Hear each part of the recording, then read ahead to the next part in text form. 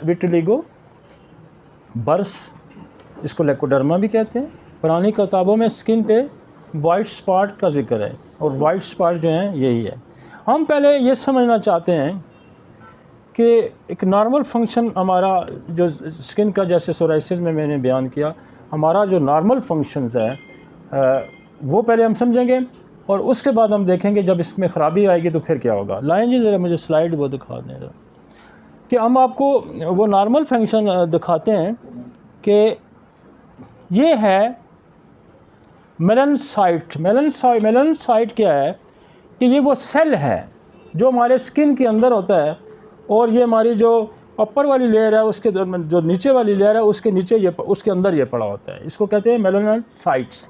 ये वो सेल है जिसका काम क्या है कि ये इसके अंदर न्यूक्लियस है। हर सेल के अंदर एक न्यूक्लियस होता है और उसके डिफरेंट फंक्शंस होते हैं।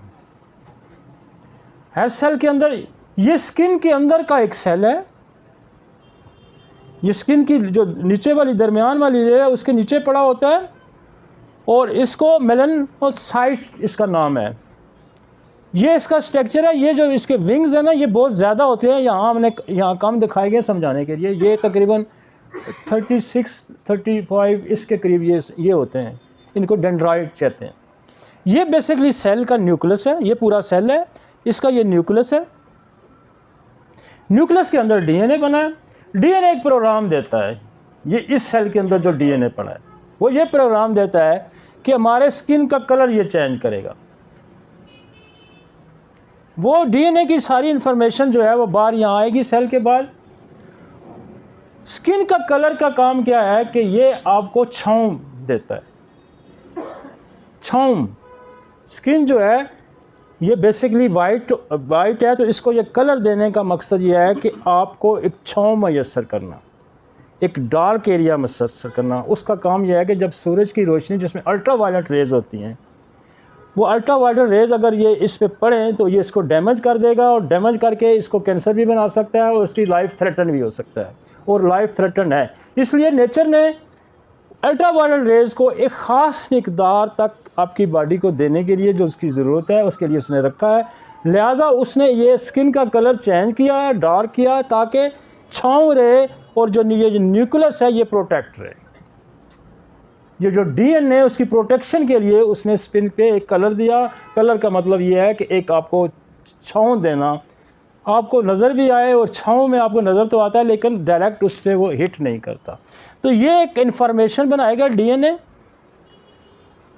और डीएनए इन्फॉर्मेशन बना के क्या करता है कि ये एक मेलनसोम, ये पैकेट है आपको नज़र आ रहे हैं, ये ब्लू मेलनसोम, ये पैकेट ये हैं, ये छोटे छोटे पैकेट, इनके अंदर मेलानिन होता है।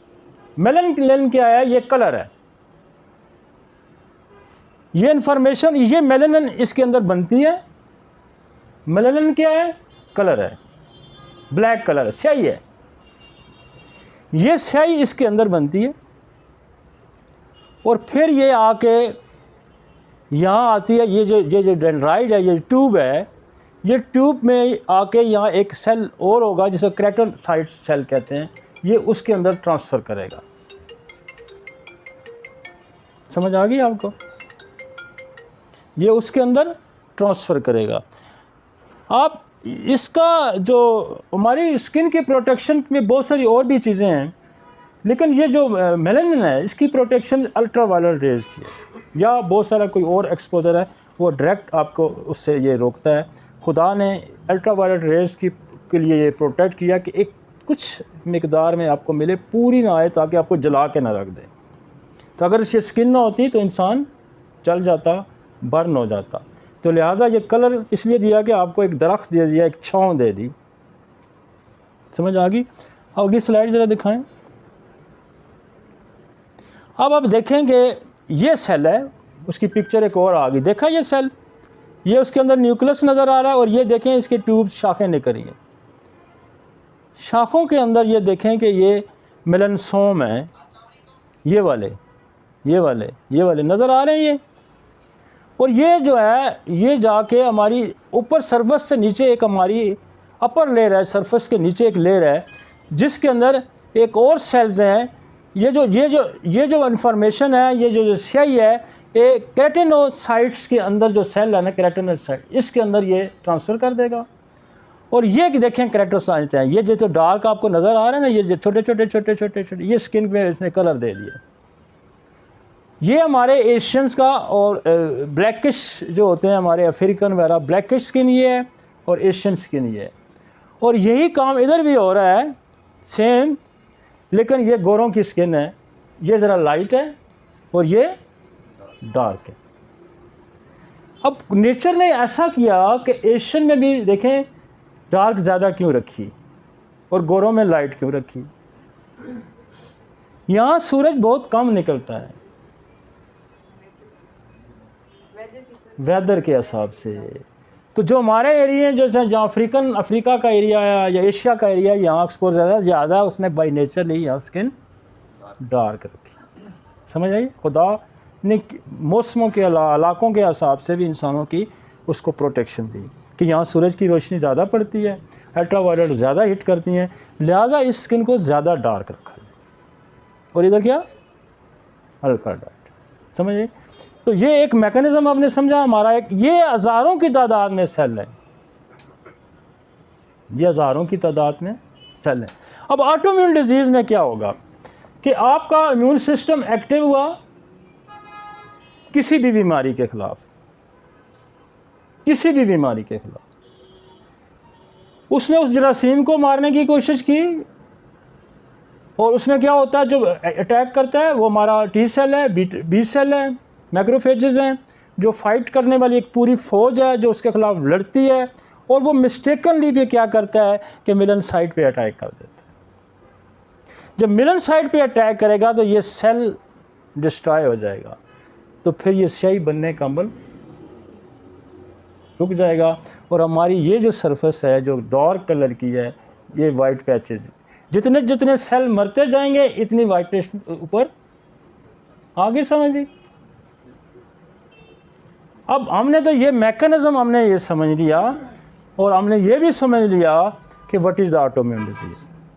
ऑटोइम्यून डिजीज़ है कि चाहे वो खसरा था, चाहे वो आपको एच पैलोरी था, चाहे आपको कोई मम्स निकले, चाहे आपको डेसेंट्री हुई, चाहे आपको टीबी हुई, चाहे आपको सिफिलिस हुआ, चाहे आपको गनोरिया हुआ, चाहे आपको क्लैमिडिया हुआ, चाहे आपको इंट्राकोकस हुआ, ठीक है जी, चाहे आपको इकोलाई हुआ, चाहे आपको कोई भी वायरल बैक्टीरियल फंगल हुआ, कुछ भी हुआ, तो क्या हुआ कि आपका इम्यून सिस्टम एक्टिव हुआ। और एक्टिव हुआ तो चूँकि वो वीक था, उसका रिस्पांस वीक था, वो स्ट्रॉन्ग नहीं था, वो शनाख्त नहीं सही कर सका, तो उसने क्या किया, मेलानोसाइट्स जो सेल थे हमारे उस पर भी अटैक कर दिया। जहाँ उसने फॉरेन बॉडी को मारा, उसने इसको भी मारा। जब जितने जितने ये मारता जाएगा उतने उतना हमारा एरिया, जहाँ जहाँ के ये नीचे मरते जाएंगे, वो एरिया जो है ना कलर देना छोड़ देगा। इतनी समझ आ गई जी, आसान थी। और एक तो हमने सेल का, उस हमारे स्किन के उस सेल का फंक्शन हमने क्या हुआ कि इस बेसिकली डीएनए में इंफॉर्मेशन तैयार होगी। और डीएनए ने क्या किया, उसने फिर मेलनसोम बनाया, वो छोटे छोटे जो एक बनाए ग्लूब से, गुब्बारे से, उनके अंदर क्या था, स्याही थी। वो स्याही जो थी उनके अंदर बनती है, वो स्याही अब केराटिनोसाइट के अंदर जो अगले सेल्स हैं उनके अंदर उन्होंने ट्रांसफ़र की और केराटिनोसाइट ने आके स्किन के अंदर डार्कनेस कर दी, वो स्याही फेंक दी। जब आप स्याही फेंकता है वो, तो फिर एरिया डार्क हो जाता है। ठीक है जी। और ये प्रोडक्शन का सेल का, ये सेल मरते हैं और बनते हैं और बनते हैं, ये प्रोसेस हो रहा है। अब जब ये प्रोसेस, ये नॉर्मल प्रोसेस, इसलिए लोग कहते हैं ना जी कि एनाटॉमी फिजियोलॉजी क्या ज़रूरत है, मटीरियल मेडिकल जाते, क्योंकि ज़रा मुश्किल काम है। लेकिन जब आप इसको समझ लेते हैं ना, फिर आपको नशा आता है, सुकून आता है, मज़ा आता है। एक नॉर्मल फिजियोलॉजी, फिर एनाटॉमी आपने समझ ली, फिर जब अब नॉर्मल होगी तो मैंने सोराइसिस भी बड़े आसान तरीके से समझाई, और ये मैंने बड़े आसान तरीके, मेरे बच्चे को भी मैं समझाऊंगा, ज़िंदगी में कभी नहीं भूलेगा। यार इस सेल का नाम आप भूल सकते हैं लेकिन इस फंक्शन को नहीं भूल सकते। सिंपल ये है कि एक हमारा डीएनए है, वो एक प्रोग्राम बनाता है और वहाँ एक वो सेल जो है वो स्याही बनाता है और स्याही जो है हमारी सरफेस पे आ जाती है। इतना आपने याद रखना है, इससे मुश्किल तो नहीं है ना। अब ये स्याही बनने का अमल से स्याही इस्तेमाल होने का अमल डिस्टर्ब होगा तो क्या होगा, लेकोडर्मा हो जाएगा। ठीक हो गया जी। इसको और तरीके से आगे अगले स्लाइड दिखाइए। हाँ ये देखें, हग शुरू में आ जाए जरा स्टार्ट पे। अब मैं जितनी बातें करता जाऊंगा आपको समझ आती जाएगी। समझ आ गई है जी। जब कंसेप्ट आपके क्लियर हो जाएं तो बात ही नहीं। जब भी कोई लेकोडर्मा का नाम लेगा, आपने कहा वो ये तो इसका सेल तबाह हो गया, तो सही नहीं बन रही, तो डार्कनेस खत्म हो गई, इतनी सारी बात है। आप किसी को समझा सकते हैं, आसानी से समझा सकते हैं। और किसी को क्या आपने प्रैक्टिस करनी है, आप अपने लिए समझ गए, अपने लिए समझ गया तो फिर इसके डिस्ट्रॉय होने के कॉजेज़ देखेंगे हम। क्यों ट्रिगर हुआ, क्यों ख़राब हुआ, क्यों गलत हिट की, ये समझना है। ये जो हिस्सा है इसको सारी दुनिया ने समझ लिया है। ये जो एनाटॉमी थी, जो फिजियोलॉजी थी मेलनोसाइट्स की, इस सेल की, ये तो सारी दुनिया जानती है।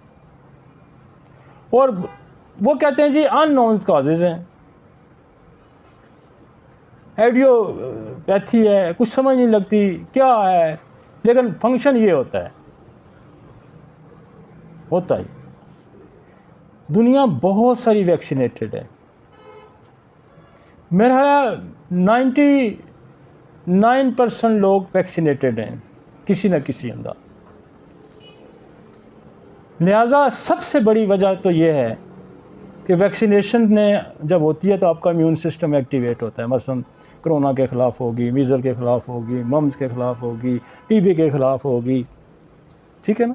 तो एक्टिवेट हुआ। जब तक एक्टिवेट नहीं हुआ ऑटोइम्यून डिजीज़ पैदा नहीं हो सकती।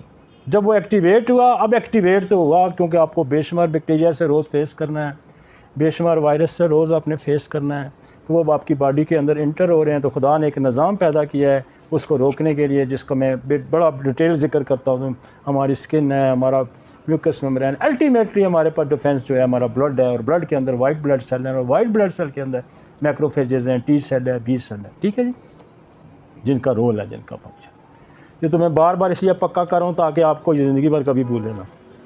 लेकिन कुछ भी ना याद है तो इतना तो ज़रूर याद रहना चाहिए कि हमारा इम्यून सिस्टम किसी मतलब कोई बॉर्डर पे जंग हो जाती है तो हमारी फ़ौजी दौड़ते हैं जंग के लिए, बॉर्डर पे दौड़ रहे हैं, तो करते उस फ़ौजियों को मारने की गलती से अपने भी 4-6 बंदे मार लेते हैं।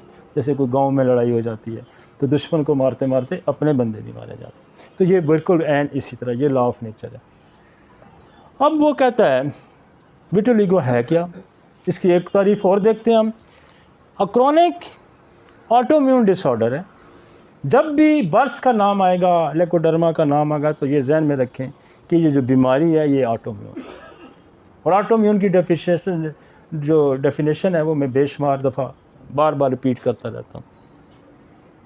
That's cause patches of the skin loss pigment और कलर।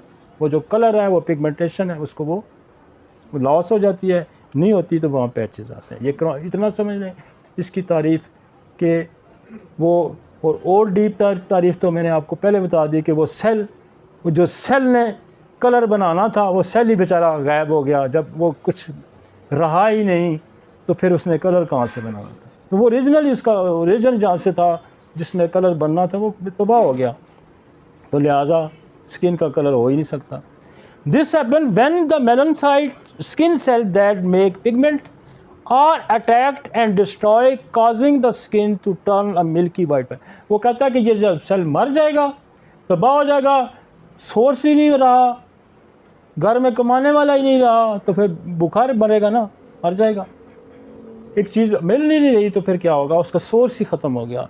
तो ये समझे। अगली स्लाइड जी, अगली स्लाइड।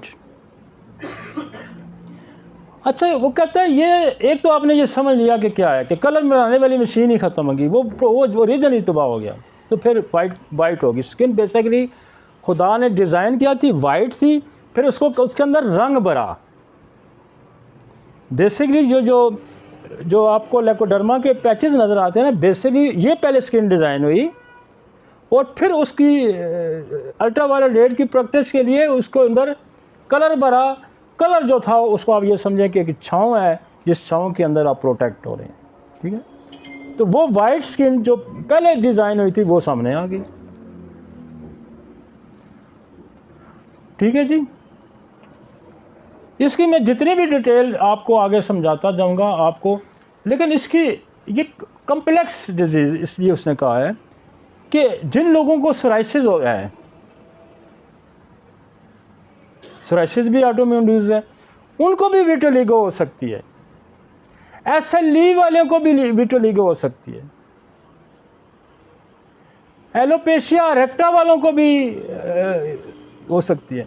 अब ये जो स्किन का कलर है ना, ये मुझे एक तस्वीर वो भी दिखाए ना, हेलो, एक तस्वीर अगली भी दिखाओ। स्किन का जो कलर है, ये कलर, यही सेल जो है ना हमारा, ये बालों को भी कलर देता है। इससे अगली ये थोड़ी सी बड़ी हो सकती है।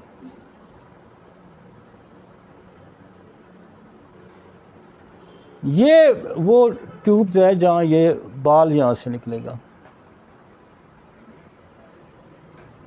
तो ये कलर भी यही सेल का रोल है कि ये बाल की जो नीचे जड़ है उसको भी यही कलर देता है। यहाँ भी ये सेल मौजूद है, मेलानोसाइट्स और केराटिनोसाइट्स ये यहाँ मौजूद है। और ये हेयर को ये देखो ना, ये है वो बल्ब्स हैं। यहाँ भी उसने सेपरेट करके भी दिखाया है, और ये फिर यहाँ से ये कलर दे रहे हैं। तो एक तो स्किन को भी इसने कलर देना है और फिर बालों को भी इसी ने कलर देना है। तो चूँकि जब एज हो जाती है तो फिर बाल का ये जो कमज़ोर भी होना जाता है, लेकिन स्किन को फिर भी ये पहले कलर चेंज हो जाता है। लेकिन इसकी इतनी शायद उसने अहमियत नहीं जानी और इसको उसने इतनी अहमियत नहीं दी नेचर ने। लेकिन इसको फिर भी जब इंसान एक एज तक उसके बाल ब्लैक होते हैं, वो भी एक प्रोटेक्शन होती है। लेकिन उसके नीचे जो स्किन है उसका कलर फिर भी ब्लैक है। किसी के बाल सफ़ेद भी हो गए तो नीचे स्किन का कलर ब्लैक ही है। वो ज़्यादा स्ट्रॉन्ग बना के बेच रहा होता है स्याही उधर स्किन पे, और बालों में थोड़ी कम आ रही होती है। ठीक हो गया जी, दोनों चीज़ें समझ ली आप। आगे चलें, वापस आ जाए।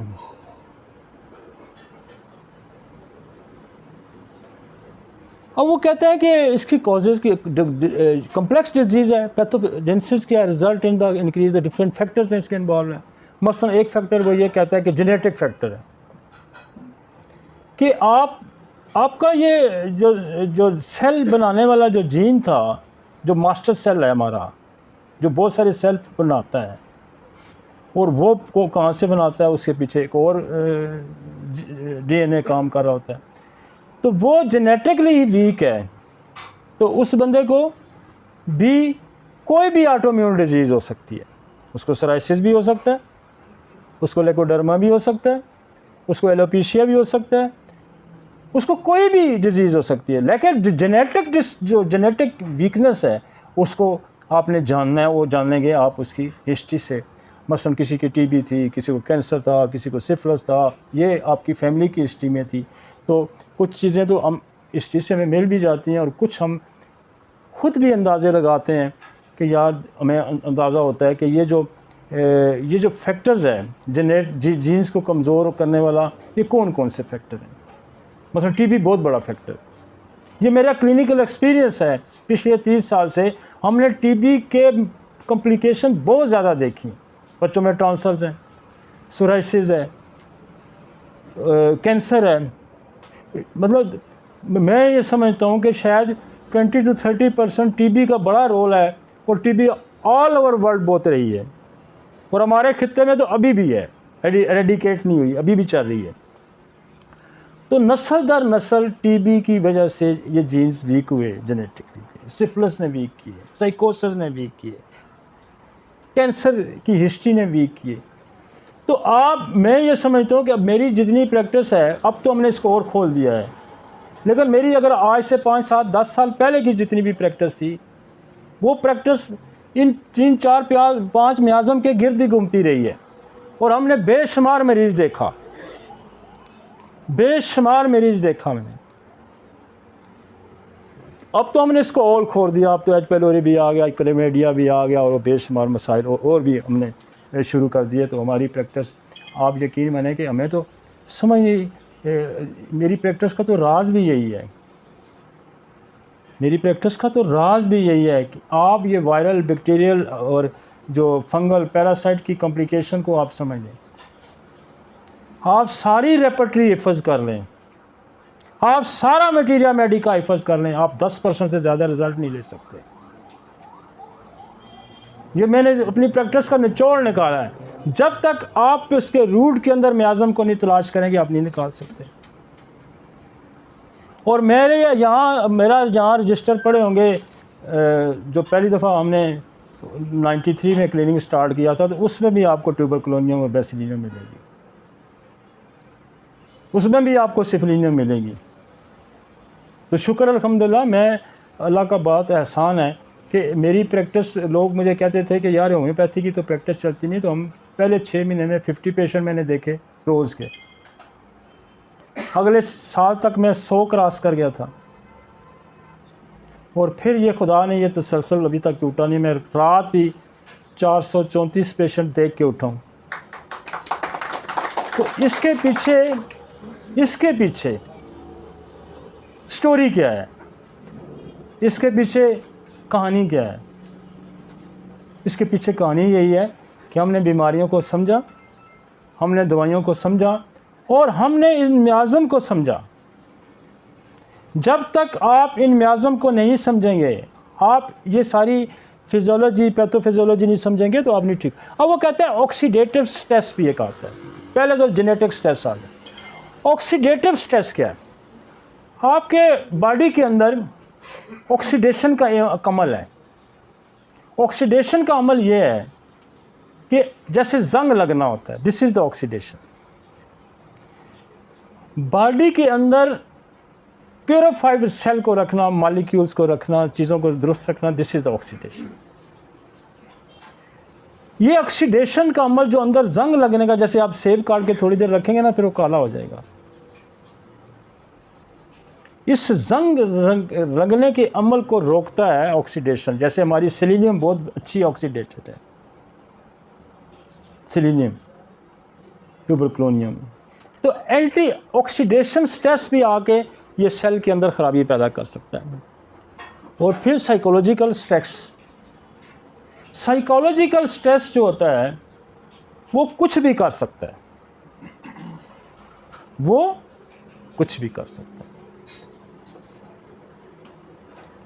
और ये जिसको हो भी जाती है ना, ये बर्स का मर्ज जिसको हो भी जाता है, वो बेचारा साइकोलॉजी की बड़ा डिप्रेस हो जाता है और वो बिल्कुल जो है ना, उस पर और बुरे असरात पड़ते हैं और ये और फिर फैलना शुरू हो जाती है।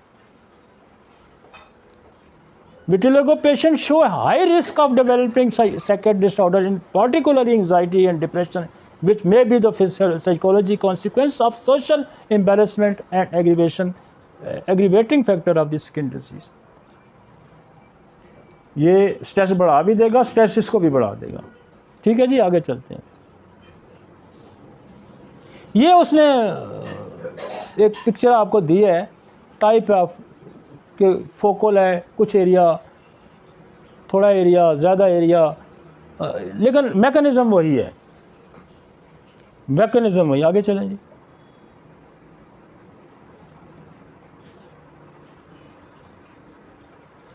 Varies from darkest brown to the lightest pinkish white, highest variation than other single mammalian species, result of the nature selection। आगे चलें, ये इसको छोड़ें, एक मिनट वापस ले जाएं, एक मिनट वापस। Evaluate the primary, regulate the amount of ultraviolet radiation penetrating the skin, controlling its biochemical factors। उसने फिर ये बात कही जो मैं पहले भी कहा जाता कि इसका मकसद ये है कि आपकी अल्ट्रावायलेट रेज़ को रोकना है, अल्ट्रावायलेट रेज़ से इसको बचाना है। और मेरे कई दोस्त चाहते हैं K2 पे भी जाते हैं। मैं खुद भी बड़ा पुराना हाइकर हूँ, बहुत ज़्यादा हाइकिंग करता हूँ। तो जब ये K2 के या उधर जाते हैं तो इनकी स्किन आते हैं तो ब्लैक हुई होती है, उड़ जाती है। तो वो क्या होता है, अल्ट्रावायलेट रेज़ चूँकि वहाँ ज़्यादा पड़ी होती हैं तो उसको वो ब्रेक कर देती हैं। और ये अल्ट्रावायलेट रेज़ अगर आपको ज़्यादा कम मिले तभी ज़िंदगी को ख़तरा है, तो ना मिले तभी ज़िंदगी को ख़तरा है, तो ज़्यादा मिले तो तभी ख़तरा है। तो खुदा ने इसको इत्तदाल करने के लिए आपकी स्किन का रंग दिया, आपकी स्किन को, आपकी जिस्म को छाँव मैसर की। उस छाँव की वजह से आपकी अल्ट्रावायलेट रेज़ की प्रोटेक्शन है। आगे चलते हैं जी। मेलानिन क्या है? मेलानिन बेसिकली एक सब्सटेंस है जो कलर है, बेसिकली ये स्याही है। कहाँ प्रोड्यूस होती है? मेलानोसाइट और मेलानोसोम। मेलानोसाइट सेल है और उससे मेलानोसोम। ये बार बार आपको समझाने की कोशिश कर रहा है कि आप कहीं भूल ना जाएं। आगे चलते हैं जी, आगे चलें जी, आगे चलें। मैंने कॉजेटिव फैक्टर आपको लिखवाए तो वो दिखा दूँ। आगे चलते हैं। Causative factor, scientist believe that the vitiligo it autoimmune disease. इसको फिर दोबारा समझते हैं। साइंटिस्ट ये कहते हैं कि जो विटिलिगो है ये ऑटोइम्यून डिजीज़ है, which the body immune system attack on destroy the melanocyte.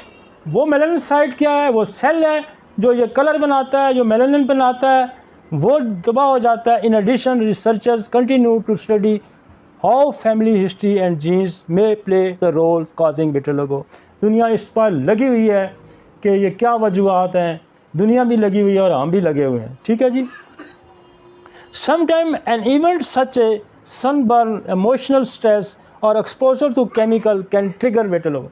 कोई केमिकल से एक्सपोजर, बाद लोगों का देखा आपकी स्किन किसी केमिकल से जल जाती है तो वहाँ वो पैचेस सफ़ेद ही रह जाता है। किसी को बर्न हो जाता है तो वो नीचे सेल को तबाह कर देता है तो स्किन वाइट हो जाती है। देखा है ना आपने, अक्सर इंजरी की जगह पे, बर्न की जगह पे, कट की जगह पे कोई केमिकल लग जाए तो ये भी एक वजह आपने देखी है। तो वो जो इफ़ेक्ट्स हैं उसको हम रिमूव करेंगे तो आपका जो है ना ये ट्रिगर पॉइंट, अपने ट्रिगर पॉइंट पकड़ना है, ट्रिगर पॉइंट पकड़ना है। आगे चलते हैं।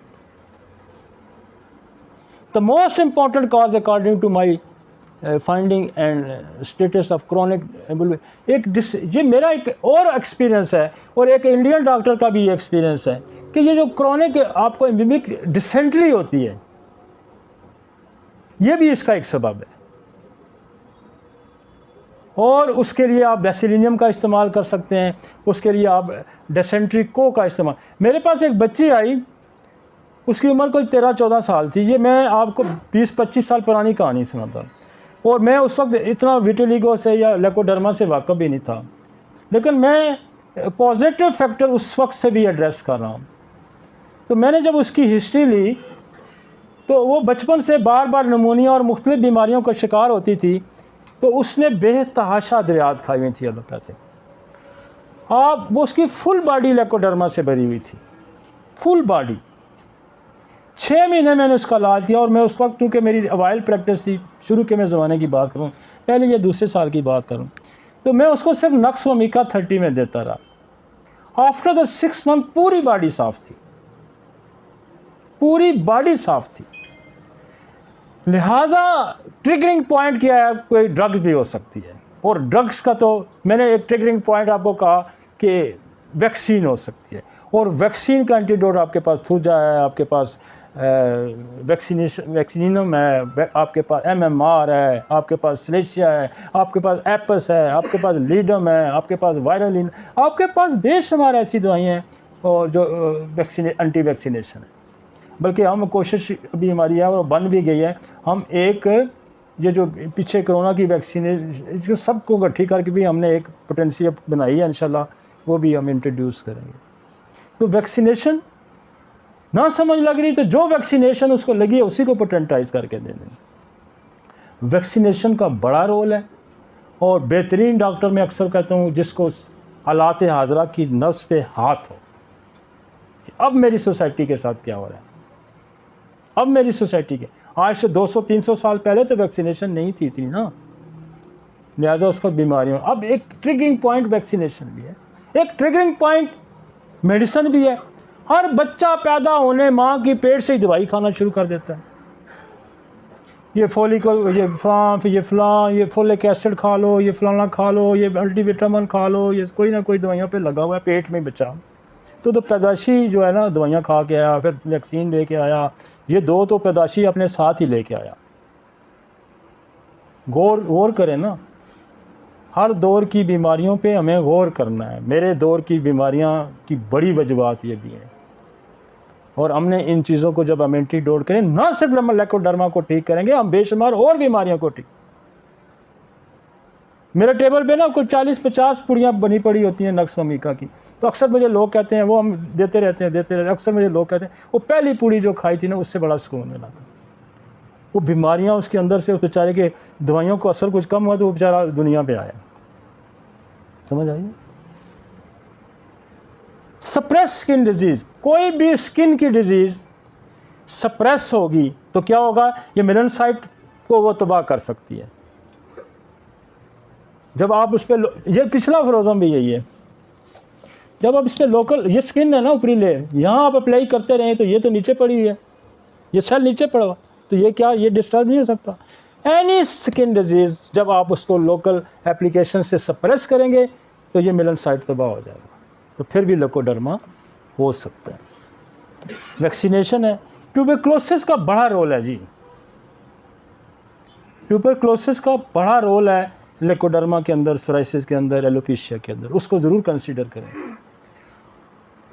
डायबिटीज़ टाइप 1 तो 100% कर सकती है विटिलिगो, ये मैं आपको बता दूँ। सोराइसिस कर सकती है, कोई ना कोई कॉम्प्लिकेशन पैदा कर सकती है क्योंकि वो भी ऑटोइम्यून है। और टाइप 2 भी बहुत सारी जो उसको भी आप कहते हैं कि ये भी ऑटोइम्यून की तरफ ही है, ऑटोइम्यून ही समझें इसको। आगे चलते हैं। और फैमिली हिस्ट्री किसी के अंदर लेकोडर्मा की कहते हैं, वो तो जीन ही, जो मेलेनोसाइट्स के सेल के अंदर जो डीएनए पड़ा उसका जीन ही वो वीक लेके पैदा हुआ या एब्सेंट लेके पैदा हो तो लेकोडर्मा होगा ही होगा। मियाज़म सच है, सोरा, सिफिलिस, साइकोसिस। मैंने बेशुमार मरीज़ जो है हेपेटाइटिस का इलाज हमने जब किया है, हेपेटाइटिस बी सी का, तो उनका भी लेकोडर्मा ठीक हो गया, उनका भी लेकोडर्मा ठीक हो गया। हार्मोनल इम्बैलेंस ये भी ट्रिगर कर सकता है, और जो अब एंट्राकॉन्सेप्टिव मेडिसिन लोग खाते हैं वो भी ट्रिगर कर सकती है। एज पर मेरा एक बहुत केस अभी ठीक हुआ, और मैं आपको बड़ा मज़े से ठीक हुआ, इतना मज़े का ठीक हुआ, और मेरा बिलीव बड़ा और स्ट्रांग हो गया कि उनको बड़ा हाई ऑफिशियल थे वो भाई, बहुत ही हाई ऑफिशियल, और उनको लेकोडर्मा था पूरे फेस पे, और उनको एच पेलोरी भी पॉजिटिव था। तो मैंने एच कार्सिनोसन एनवी दे के नक्सोमिका, कार्सी ट्यूबर और एच पेलोरी हमने दी, और साथ हाइड्रोक्रोटाइल किया। विद इन 2 वीक्स बिल्कुल डिसअपीयर हो गया। इसका मतलब है कि जो बात मैं कर रहा हूँ इसके अंदर एक वज़न है, और ये प्रैक्टिकली प्रूव्ड है, ये प्रैक्टिकली प्रूव्ड है। हाइड्रोकोटाइल आप पोटेंसी में भी दे सकते हैं, लेकिन कदीम प्रैक्टिस लोगों की टेंचर में है। हाइड्रोकोटाइल को आप पढ़ें ना तो वो वाइड दवाई है जिसके अंदर SLE का भी जिक्र है। इसका मतलब हाइड्रोकोटाइल जो ऑटोइम्यून डिजीज़ पे अफेक्ट करती है। बेशुमार लोग स्किन को साफ़ करने के लिए हाइड्रोकोटाइल का इस्तेमाल करते हैं या इकिनेशिया का इस्तेमाल करते हैं, ऐसा है ना।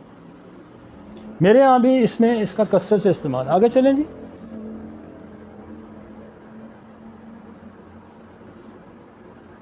ये तो वही चीज़ है हम पहले समझा चुके हैं। आगे चलें जी, आगे चलें। ये सारी पैथोफिजियोलॉजी समझा। आगे चले जाए मेडिसिन पे आ जाएं।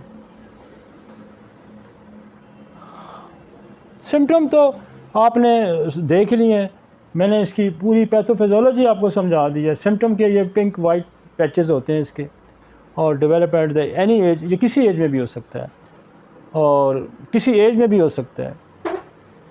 और आगे चलें। अच्छा, इसमें एक और भी लिस्ट आई है।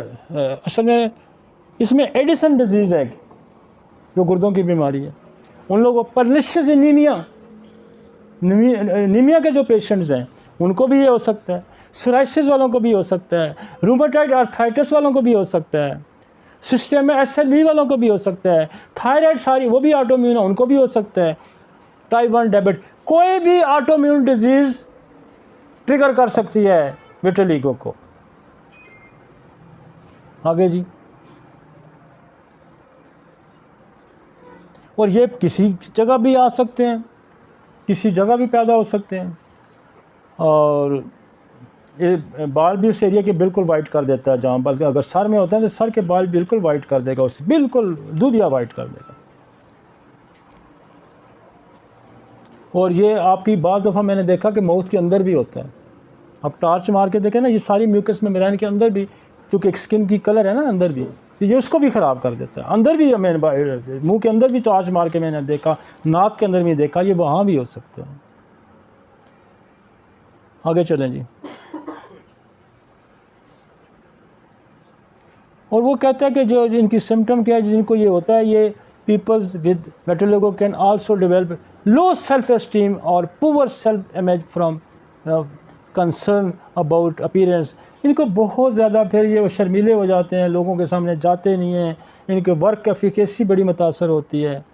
तो uveitis and general term that describe the inflammation of the swelling of the eye, eyes के अंदर अगर ये हो जाती है तो फिर क्या होता है कि आइज़ के अंदर इन्फ्लेमेशन हो जाएगी।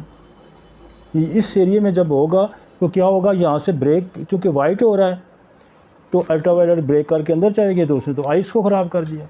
और ये जो आप कॉर्निया के ये जो आपका ये जो अंदर वो ब्लैकिश है आपका ना ये एरिया है, ये भी यही सेल बनाता है, वगरना आइज़ का ये कलर अगर ना होता तो एक्सपोज होती तो गई उड़ के रखा देता।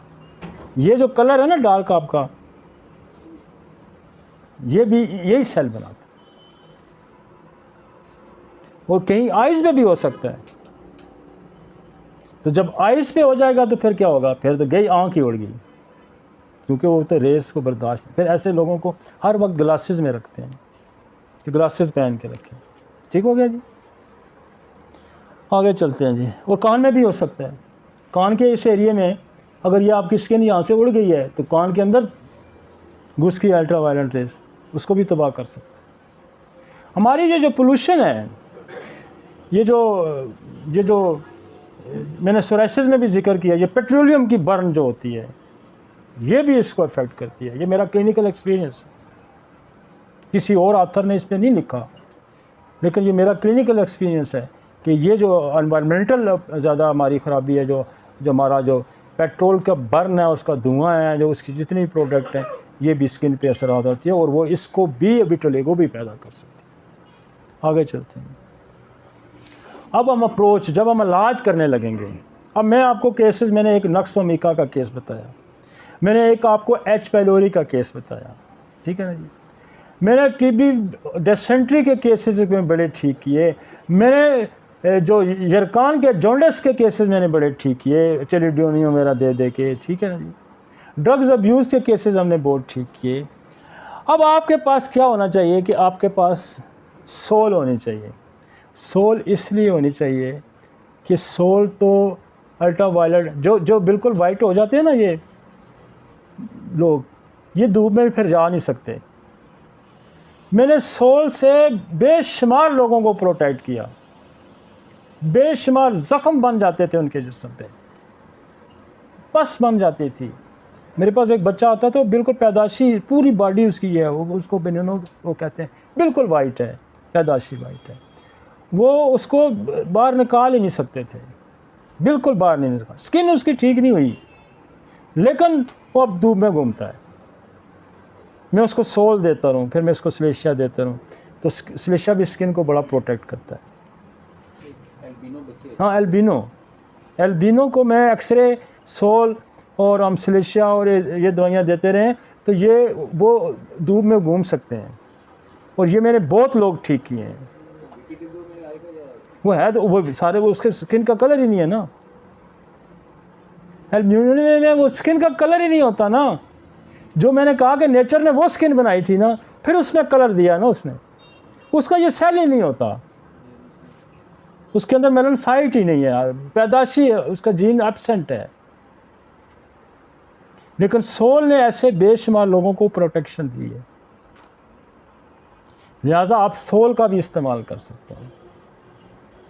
आगे समझ, कितनी आम दवाई है, और उसका दुनिया में कोई इलाज नहीं है। उनको एल्ब्यूमिन जो जिनका आप जिक्र करें, जो पैदाशी वाइट होते हैं, उनकी स्किन पे ये सेल ही नहीं हुआ, तो लिहाजा कलर ही नहीं दे सकी नेचर, तो उनको सोल बहुत अच्छा, उसको एक्सरे बड़ा अच्छा प्रोटेक्ट करती है, उसको नेट्रोमियर प्रोटेक्ट करती है, स्लेशिया बड़ा अच्छा प्रोटेक्ट करती है। एक्सरे भी होनी बड़ी ज़रूरी है। एक्सरे जो आपकी डीएनए को रिपेयर करता है, सोल आपका डीएनए को रिपेयर करता है। तो डीएनए के अंदर जो खराबी हैं, ये दोनों दवाइयाँ अगर आपके पास नहीं होंगी तो आप नहीं ठीक कर सकते। बहुत डीप एक्सेस है इनकी, बहुत गहरी एक्सेस है इसकी। कार्सिनोसिन जो है, ये तमाम हेरेडिटरी शिफ्टिंग डिजीज़ को प्रोटेक्ट करेगी।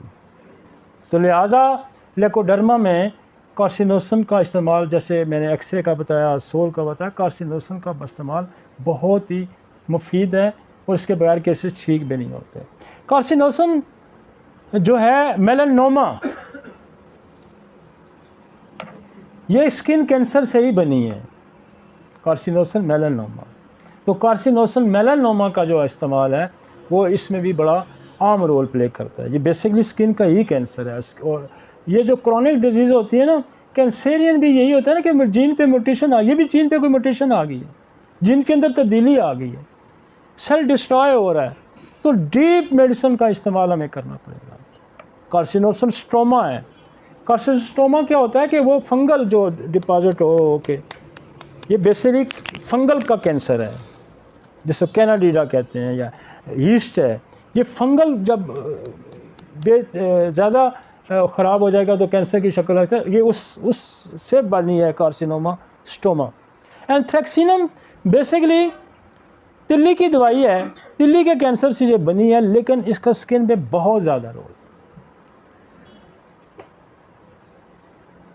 इसका स्किन पे हम इसको कार्बंकल में यूज़ करते हैं, हम इसको सोराइसिस में यूज़ करते हैं, हम एक्जिमा में यूज़ करते हैं, हम बेशुमार जगह एंथ्रेक्सिनम। बेसिलिनियम और ट्यूबरक्लोनियम ये अपनी एक बेस रखती है। ये अभी जब मैंने सोड हम पढ़ेंगे ना, तो फिर इनको बड़ी मैं सारी ये इकट्ठी करूँगा, बेसिलियम ट्यूबर एबारी, बेसिलियम टेस्टी, हम इसको डिस्कस करेंगे। कार्सिनोसिन मैंने सारे डिस्कस करने हैं, जो कोई 17 के करीब हैं। जब नसोड की हमारी सीरीज़ आएगी तो एक सारे को हम डिस्कस करेंगे, कोरिलेट करेंगे, आइडेंटिफाई करेंगे, लादा करेंगे, पूरा